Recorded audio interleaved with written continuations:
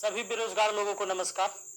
कोई पढ़ाई लिखाई पर बात होगी नहीं, क्योंकि पढ़ाई लिखाई करने से कोई फायदा है नहीं। पढ़ाई लिखाई करा के ही क्या करेंगे जब आपको रोजी रोटी हो ही नहीं सकता आपके पढ़ाई लिखाई से। समस्या इस बात की है हमारे देश में कि मोदी जी केवल अपने मन की बात करते हैं, कभी इस जनता के भी मन की बात सुन लिया कीजिए। बहुत बार मन की बात हम लोग सुन चुके हैं, परेशान हो गए हैं। भैया बेरोजगारी इतनी बड़ी हो गई है, इतनी बड़ी हो गई, इतनी ज्यादा बेरोजगारी हो गई है कि जरा सोच के देखिए कि एक पढ़ा लिखा व्यक्ति जो ग्रुप डी के लिए, जो कि बीएससी कर चुका है, बीए कर चुका है, एमए कर चुका है, पीएचडी कर चुका है, ग्रुप डी के लिए फॉर्म भरता है और 2.5 करोड़ विद्यार्थी फॉर्म भरता है। भैया सोचने वाली बात है, मोदी जी 2.5 करोड़ जनसंख्या युवाओं का कम नहीं होता है। 2.5 करोड़ है तो उसके माँ बाप भी जोड़ लीजिए, भाई बहन जोड़ लीजिए, और वो युवा है तो उस पर उसके परिवार का निगाह टिका हुआ है, उससे एक आस जुड़ा हुआ है उस परिवार का। प्लीज आपसे हाथ जोड़कर विनती है हमारी। अब कहिएगा कि अब पगला काहे गया है, लोग कहेंगे कुछ नेता लोग, देखो हमरा कोई पार्टी या पॉलिटिक्स से कोई मतलब नहीं है, जैसा बीजेपी वैसा ही कांग्रेस, वैसा ही आरजेडी, वैसा ही जदयू, सबका हाल वही है। अगर कांग्रेस का हाल बेकार नहीं होता तो बीजेपी नहीं आता, और आरजेडी का बुरा हाल नहीं होता तो जदयू नहीं आता। सबका यही समस्या है। मुझे किसी पार्टी से मतलब नहीं है, लेकिन मुझे अपने आदरणीय प्रधानमंत्री नरेंद्र मोदी जी से मतलब है।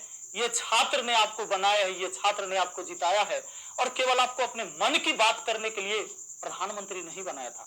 कहेंगे कि तुम्हारा क्या जाता है भैया, तो आपको पता है जब आप देश के खातिर अगर कोई भी चीज युवाओं से आप कहते हैं कि भाई योगदान करो, अभी कोरोना वायरस के समय सब लोगों ने आपका योगदान किया, मैंने भी किया, 1 लाख रुपए डोनेट किया था। मेरा अधिकार बनता है कि मैं आपसे सवाल पूछूं। मीडिया वाले आपसे नहीं पूछेंगे, क्योंकि मीडिया वाले आपके हिसाब से चलते हैं।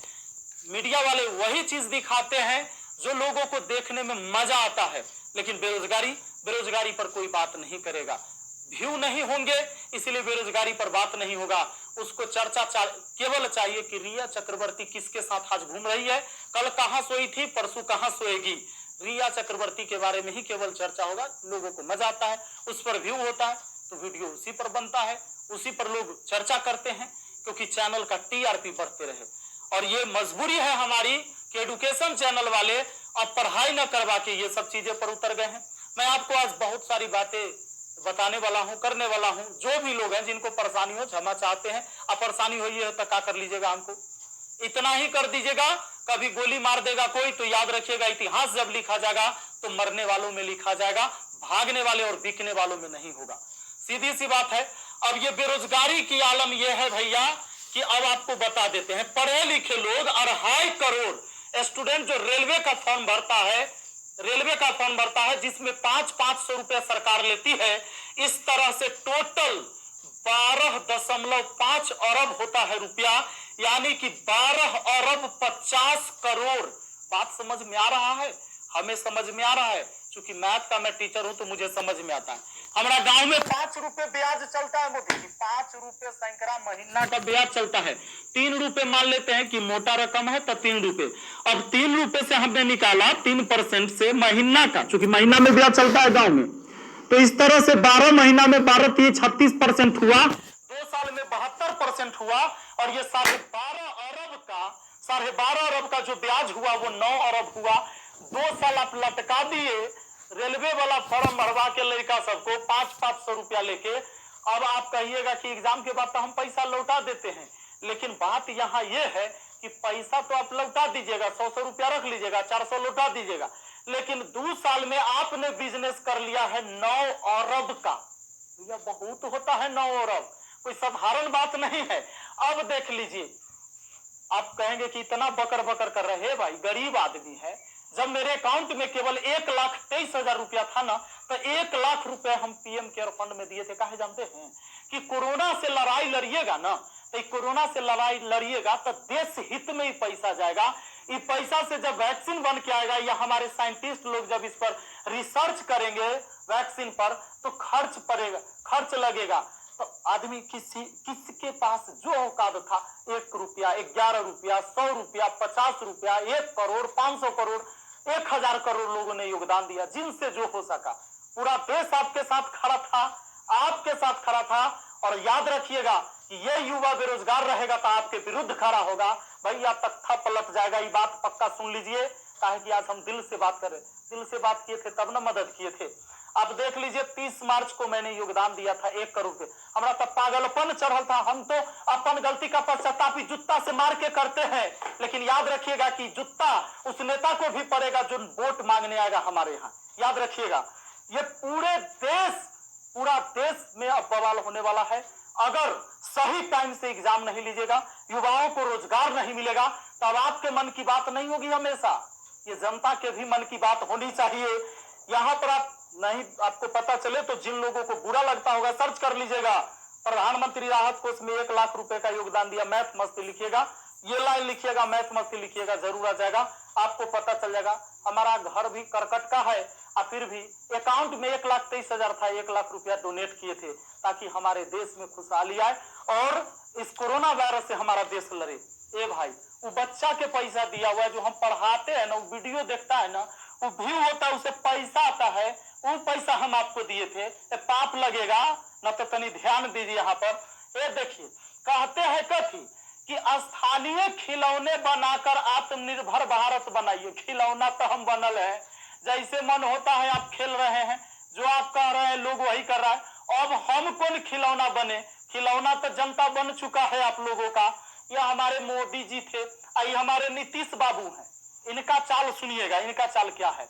अभी जब चुनाव आने वाला है तो बिहार पुलिस के बहाली निकाल देंगे, बिहार पुलिस के बहाली निकाल देंगे तो भारी संख्या में एग्जाम एगो करवा लेंगे, रिजल्ट नहीं देंगे। अब एग्जाम दे के लड़का फसल है कि अगर नीतीश जी नहीं आते हैं तो फिर आगे रिजल्ट नहीं आएगा, कोई ना कोई बवाल। चूंकि बिहार में कोई एग्जाम जो है ये ना है कि साफ सुथरा से हो। आप देख रहे हैं बिहार एसएससी का एग्जाम कितना साल में हुआ है, आदमी बूढ़ा गया, जवानी में दिया था एग्जाम और रिजल्ट आते थे बूढ़ा जाएगा। अब चूंकि बिहार में एग्जाम ऐसी होता है तो ये क्या होगा कि रिजल्ट होगा चुनाव के बाद, मजबूरन फिर नीतीश कुमार जी को चुनेंगे, शिक्षक के बहाली आ जाएगा, बिहार पुलिस के बहाली आ जाएगा, सारे बहाली, दरोगा सब के बहाली आएगा। ये कब होगा? चुनाव के टाइम में भैया। तो नीतीश जी का जो ये था, इसमें इन्होंने कहा कि नल जल का रख रखाव करने के लिए वार्डों को 2-2 हजार रुपया मिलेगा। हे प्रभु, ये 2-2 हजार कहला दे रहे हैं, नल जल के दशा दिखा दे। 33,000 करोड़, 33,000 करोड़ रुपया आपने बिहार में नल जल पर खर्चा कर दिया। आज आपको असलियत हम दिखाते हैं, इस वीडियो में देखिएगा आप लोग जरूर। इस वीडियो को इतना शेयर करिएगा कि मुख्यमंत्री से लेकर प्रधानमंत्री तक पहुंचना चाहिए, बिल्कुल पहुंचना चाहिए कि हमारे जहां से हम हैं वहां की स्थिति आपको दिखा देते हैं कि नल जल का स्थिति क्या है। बेरोजगारी तो भैया आपने ऐसी पहुंचा दिया है यहाँ पर कि लोग अब कुछ करने लायक नहीं है। आप अगर आत्मनिर्भर बनाना था, खिलौना बनाना ही था, कहेला पढ़वा रहे हैं, शुरू से खिलौने बनवाते। कहेला 500 रुपया लेके फॉर्म भरवा लिए और 2 साल में 9 अरब आप ब्याज कमा लिए।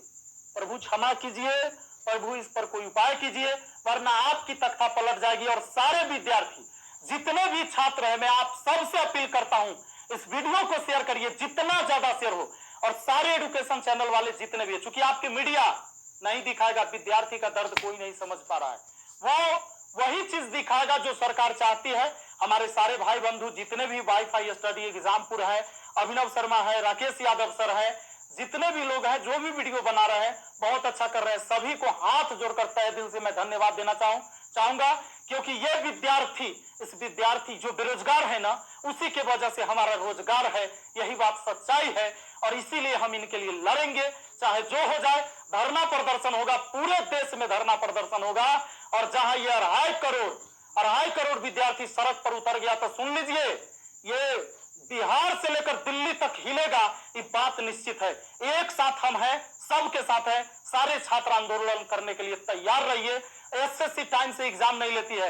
एक तो आप वैकेंसी ही कम निकालते हैं, अब वैकेंसी कम निकालते हैं तो जो निकालते हैं ओकर तो कम से कम एग्जाम ले लीजिए, सही से रिजल्ट ले लीजिए, सही से रिजल्ट दीजिए और एग्जाम सही से ले लीजिए, टाइम से ले लीजिए, एक शेड्यूल बना दीजिए। जैसे मैट्रिक का एग्जाम होता है, 12th का एग्जाम होता है कि इस महीने में होगा, इस महीने में रिजल्ट होगा, उसी तरह एसएससी का भी एग्जाम होना चाहिए, रेलवे का भी एग्जाम होना चाहिए। आपको जितने सीट पर लेना है, लेकिन इसका एक टाइम फिक्स होना चाहिए कि इतने इस महीने में एग्जाम होगा, इस महीने में रिजल्ट आएगा, इस महीने तक ज्वाइनिंग होगा, ताकि अंधेरे में लोग ना जिए। हे प्रभु, ये पाप लगेगा अगर इस युवाओं के साथ गरीब के बच्चा ना जनरल कंपटीशन के तैयारी करता है, आर्मी के तैयारी करता है, गरीब के बच्चा जाता है। कम से कम एकरा साथ इतना अन्याय न कीजिए कि पाप का घड़ा भर चुका है। मैंने अपने सर पर जूता मारा है, अगर वोट मांगने मेरे एरिया में आइएगा हम जूता मारेंगे आप लोग को, ये बात पक्का कह देते हैं। आई वीडियो शेयर होना चाहिए आप सबको इस बात के लिए मैं कहना चाहूंगा कि आप शेयर करिए, इस वीडियो को पहुंचाइए, जहां तक हो सके इसको पहुंचना चाहिए। और हर व्यक्ति आपसे हाथ जोड़कर विनती है कि हल्ला बोल ये नारा लगाइए और सब लोग पहुंचाइए, सब लोग वीडियो बनाइए, जितने भी एजुकेशन से जुड़े हुए हैं, क्योंकि कोई मीडिया वाला आपको दिखाने वाला ये नहीं है।